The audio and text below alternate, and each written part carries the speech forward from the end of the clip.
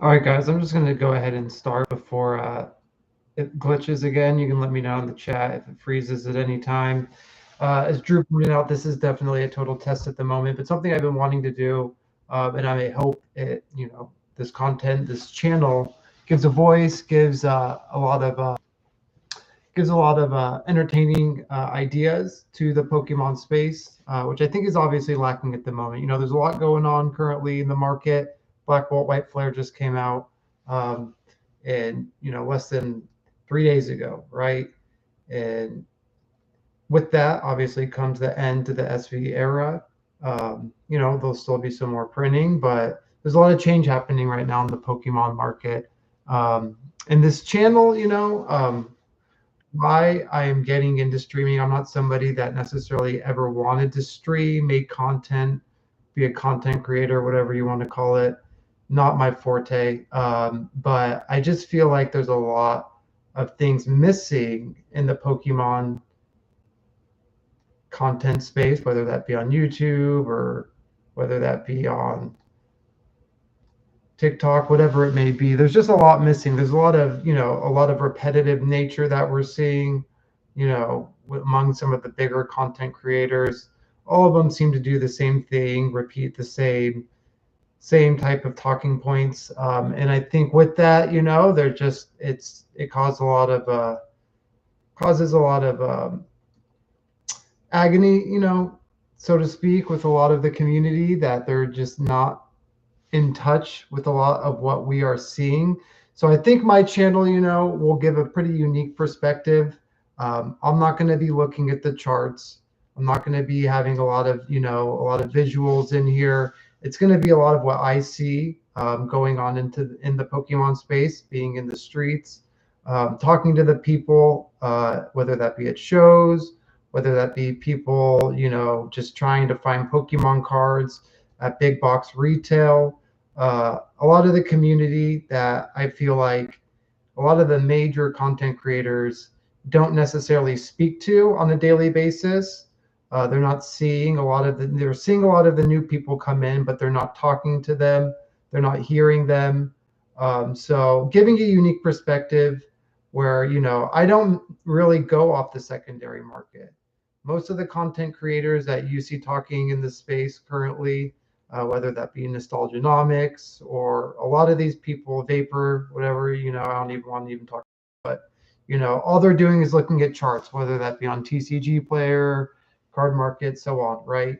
And they're not necessarily, that's just one market. A lot of these people are basing all of their opinions on. And that's giving a very skewed perspective on the entire market, right? There's secondary market, but there's also retail. Retail market is what I mostly focus on, whether that be going to stores, hitting drops online, where I'm able to, I feel, maximize my investments into Pokemon.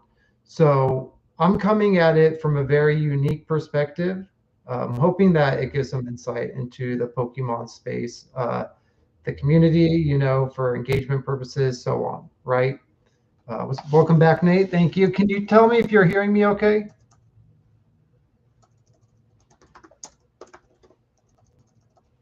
Appreciate you coming back.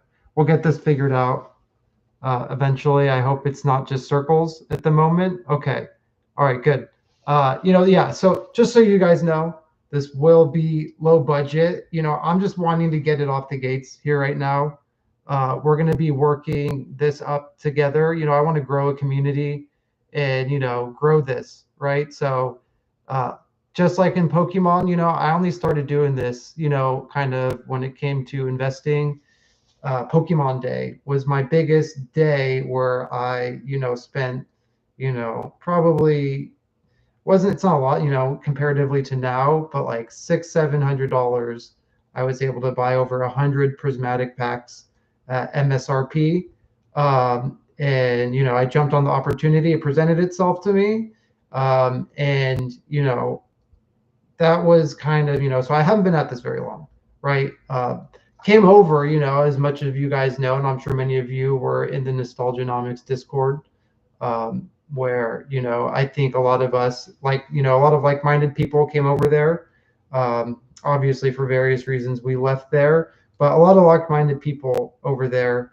And I shared your guys' vision, although I was new, you guys gave a lot of good wisdom and insight. I've been doing this a lot longer than me. And I feel like I carry still a lot of those same principles into what I do now and what I've been doing. So I appreciate you all being here. I'm fairly new to the space. I'll admit that first and foremost, but I've also been putting probably more hours into it in this year, when it comes to collecting sealed, than, a lot of these people you're seeing online that are just looking at charts, looking at, making content about what's the next set that's going to explode on TCG Player. I've been seeing what's going on from a retail perspective, while all these people are just sitting at home behind a computer screen, right? Putting the time and effort in. And I feel like you get a very good and different understanding of the Pokemon market by doing so. Obviously, market revolves around TCG Player, but you're just, when you strictly go by the secondary market, you're missing on probably the biggest opportunity in this space, which is going out in retail. But not only that, you're missing out on meeting a lot of people that you wouldn't have before. Some of the best friends I made in this space has been from going to these different locations, standing in line, talking to them. A lot of the same kind of people, a lot of that shared a lot of the same principles and mindset that we do. We all want to be, we all understand the long-term implications of holding Pokemon sealed, right? For multiple years, 3, 4, 5 years. So, and hopefully in the future, right? None of us want to sell the products that we purchase, but obviously liquidity always comes into play. So yeah, saying that, thank you all for being here.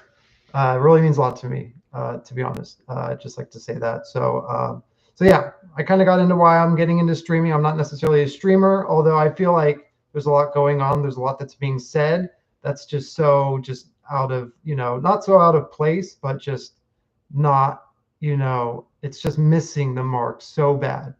And I would like to, kind of retort to those claims, that are just kind of outlandish. And it's a perspective that you're probably only getting because they're only focusing on TCG Player. They're only focusing on what the charts are showing them. They're not seeing what product is actually hitting the streets, going to retail, where, they're probably, to be blunt, retail is getting more product allocated to them than most people with distributor access are. So they're pretty much setting the market, in my opinion, right? Distributors, obviously, they set, they're setting the market, but they're the ones, MJ Holdings, Excel Marketing, that are, I'll rip something for sure, that are pretty much setting the market, in my opinion, at the moment.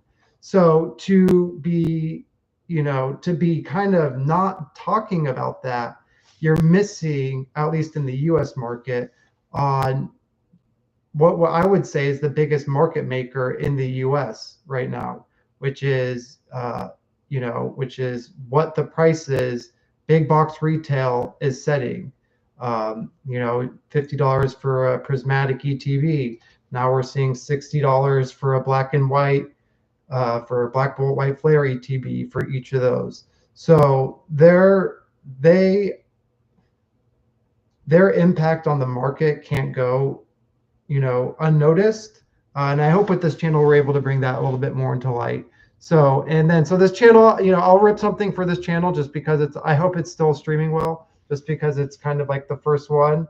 Obviously, we had a little bit of hiccup with the last one, but I won't be, I'm not going to be doing a lot of the things that you're currently seeing a lot of these people doing. Like I said, I'm not going to be showing the charts. I'm not just going to be doing sole videos focused on opening new products. I think that's just kind of, it's just redundant and it's just a little bit annoying. I'm not going to be talking about my collection. Maybe I'll tell you about what I'm seeing hitting the market at big box retail. For instance, we're seeing a lot of 2-pack blisters of, containing 1 pack of Lost Origin, 1 pack of Silver Tempest. We haven't seen that, a lot of, in mass Sword and Shield sealed product be hitting these big box retails that, Target specifically. So those, I'll be telling you what I'm seeing and, in the market and how that might be impacting it, since I believe that a lot of these big box retailers are more or less setting the market, and who can get access to those, who knows when they're getting stock, who's able to buy the stock, so on and so forth. They're kind of dictating what supply is really hitting the market and whether it's being ripped or sold, right? So won't be talking about my collection very much, things I'm working towards, right? So maybe occasionally, but it will be different. So yeah, one other thing I think is important to touch on is just the Pokemon community, at whole, and the different sectors that are within it. You'll notice a lot of the content creators that we're seeing right now are talking, they kind of just cater to a specific sector, which I don't like. I think it should be all encompassing. Nostalgianomics, whatever, he caters to the investor bro, as some other sectors would like to say, right? Sealed investors, which is fine, right? But then he's out of touch with a lot of he's out of touch with a lot of just normal, common, things going on within the market, which is just a lot of his takes are very out of touch. A lot of times he's condescending, talking down on people, right? It kind of only, caters to a certain sect. And then, conversely, there's people like the Possum Bud, right? Who only are trying to, protect their hobby, as they say, which is just dumb, like their hobby. One fact I just wanted to point out, and just before I was doing some, some show sheet stuff before, according, Pokemon is the highest grossing media franchise in the world with an estimated 105 billion in revenue. I just Googled largest IP in the world. Pokemon was the first thing that came up. So to say that, all the different people that are coming into the hobby are destroying your hobby, it's not your hobby anymore. This is a world-renowned intellectual property, and to be acting as if you're a saint trying to protect, the sanctity of, your collector agenda is it's just asinine. So, but yeah, so there's a lot of different sectors, right? A lot of them are attacking each other, going after each other. It's just kind of, I just don't understand why that's the case. As I was saying, I go into, I meet all types of people every week, new people, a lot of the same people, a lot of the same people come and go. There's a lot, a lot of new people entering, and all of them have different ambitions, whether that's collecting, whether that's, investing long-term, whether that's playing the card game, which I used to do very regularly before I even started collecting sealed. There's no reason why any of them are better than any of the other people. There isn't, right? We're all trying to have different goals. It's the world's largest IP. There's not one pure way to do this hobby, and to act as if there is just, it's just, it's a shame, to say the least. So, okay. But yeah, the fact that Pokemon, like I said, is the highest grossing intellectual property, revenue generating, just machine, is just, that's why we're all here, right? Just because it's popularity, not just the money, but it's my kids love it.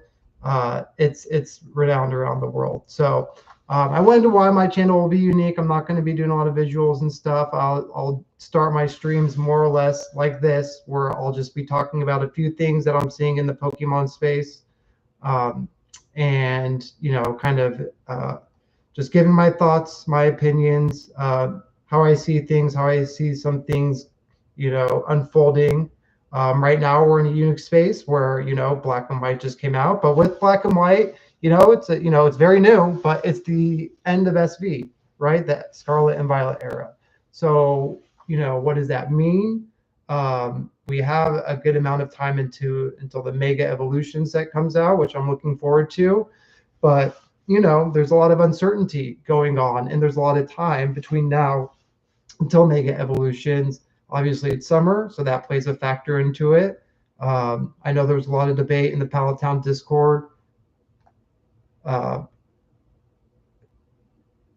there's a lot of debate in the Palatown Discord about. I lost my train of thought there. How Scarlet and Violet will be remembered. And also, yeah, and whether or not Scarlet and Violet would continue hot through the summer, and I think it has, right? You can't ignore that it hasn't. The Black Bolt White Flare ATV is not even $90. I gave a prediction that not even 24 hours after it came out that its floor will be $90. And why I said that kind of alludes to what I was talking about before, because Target is now charging $60 in ETV. You're not going. This product is not going to go. You can't really make money when you're paying 5, 6, 7, 8, 10% tax on $60 to be selling it for $80. You're making what, 5, 6, 7, $8 on that.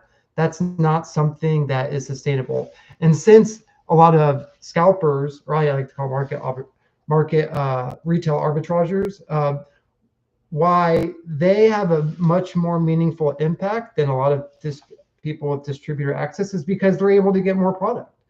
The allocations are getting spread so thin among so many more businesses that you can't just rely on your distribution access and what you're being allocated to thrive as a in this market, right? So who's getting more product? Well, as I said, Target's is getting allocated a lot of product, right? I saw multiple stores this week get 30 Black Bolt ETVs and White Flare ETVs all at once, right? Getting 60 binders, whether that's 30 Black Bolt, 30 White Flare, and then probably getting 40 to 50 poster collections, right? They're getting an insane amount of product, and that's just one restall, that's just one per store out of the countless stores in around across the USA getting these. So to be any of the flippers, whatever you want to call it, that are purchasing these products with the intention to resell, which is a lot of people, right? Rudy just talked about this the other day. Everybody thinks that they're big time investor or flipper, whatever you want to call them, scalper 5,000.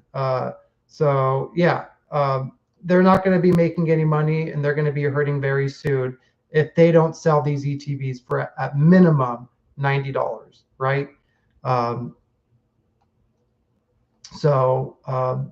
Yeah, so it's a unique time in the space with this set, and what is going to happen within the next few months. So a couple of things that I pointed out that I think will happen within the next few months real quickly. SVRA comes to an end. So within from now until megas, I think there will be, just because it's, and it's probably not warranted, but we will start seeing FOMO in SV, Scarlet and Violet era products, right? And mostly within the first 1 through 4 sets. So 151, Paldean Fates probably stick out the most out of those. Those will be going out of rotation in, what is that? Usually April of next year. So almost 9 months, right? July is almost over. So there will be a lot of foam. I expect a lot of volatility in a lot of those early sets to happen. But I still do expect to see some reprinting on some of them. Now, how much of an impact that will have is to be determined. But I think there will be FOMO coming out here pretty soon. And we'll see where, that kind of takes us until megas, right? So, okay. All right. All right, guys. You guys enjoying it so far? Thank you for being here again. I really appreciate it. It means a lot to me. Okay. Um, so I think, yeah, we'll kind of, pin any discussion on the SV right now. Anything, let me read some of the comments here and go through here. Uh, so Nate says, yeah, the problem is that people assume rip and ship will keep being a thing forever. So yeah, I think obviously rip and ship is what's contributing to a lot of what packs getting open, which is eating a lot of the supply in the market. Now, people don't have endless money, right? So, and to be paying that kind of premium is probably not sustainable. So I agree that it's not going to, there'll be, this is just, we're in the bull cycle. People thought it would die down in summer. Obviously it hasn't. Black Bolt and White Flare is a specialty set, so you're not able to get a lot of packs at one time. As of now, the most packs you can get in one product is the ETB, which is retailing for $60. So packs are higher. People are going to have to pay a higher premium right now. That's why we're not seeing as many sales. But just because we're not seeing as many sales doesn't mean it's going to go any lower. That the demand's not there. I think people are adjusting to new prices right now. Honestly, I am, as somebody that's been buying $50 ETBs. Occasionally $40 ETBs. To be paying a 50% premium or even a 25% premium on any of this stuff, it makes me think, right? Even though I'm not a big Black Bolt White Flare guy. Personally, it's not my gen. But at some point, you got to just understand that, with these prices, just higher prices being the new norm, you either, you make some plays, maybe not as much as you would have previously, but you get in what you can at a good price. I don't condone paying, market right out of the gate at all for these products. You'll be able to, sit and wait and probably get some stuff. I did say this ETB would go up to, around 115 by Mega Evolutions, around 110, 115. The floor would be 90. But you'll have chances to get them below 90, at retail, but before then. But I think if you can get it at retail, just get a small position of it. That's what I've done, and we'll see what happens with it, right? I just don't think it's going to crash. So that doesn't hurt getting at least a small portion in at the moment. All right. How do I think rip and ships look in the future? Honestly, I cannot say. I feel like the rip and ship, I can just compare it to some of the big rip and shippers, the viewers that I'm seeing them getting, like CTR, for instance. Like during maybe 3-4 months ago, when Prismatic, was at its peak, maybe Journey Together right before Destin Rivals, his streams were getting, consistently well over 1,000 viewers, watching in simultaneously. Now you could see it's below 1,000. Usually it's around like 800. I don't follow it very regularly, but I'll just check to see the numbers, how many people are watching, right? And it's going down. I don't know about Nostalgianomics. I don't really watch his rip and chip too much, but I would imagine that it's pretty, that the viewers are going down. And that could be attributed just to summer. It's kind of like summer lull, although that's, it doesn't mean that we're still not in a bear market or in a bull market. But it's interesting to see those numbers go down, but they're not cratering by any mean. Still seems like people have money, are willing to pay for the service. So God bless them, right? Okay. Sam's Club. Oh, okay. Sam's Club, 125K ETBs. Okay. I need to see how many Sam's Clubs are in the country. Because I hear they're all getting them, and they'll probably be shipping a good portion of that. Sorry, yeah, for the people who are in the U.S., but so Sam's Club's getting, it's like the Walmart equivalent of Costco. They're getting 100. What's been reported as they're getting prismatic ETBs, but they're bundling it with like a Pokeball, right? That has like Paradox, Temporal, maybe one other pack. It's actually not bad. It's actually not a bad Pokeball. So they're doing the bundle for $49.99 retail. and they're going to be getting them to all the warehouses. 125,000. Um, I think that's a lot more than Costco got with their bundles, their prismatic bundle, which was one ETB and one,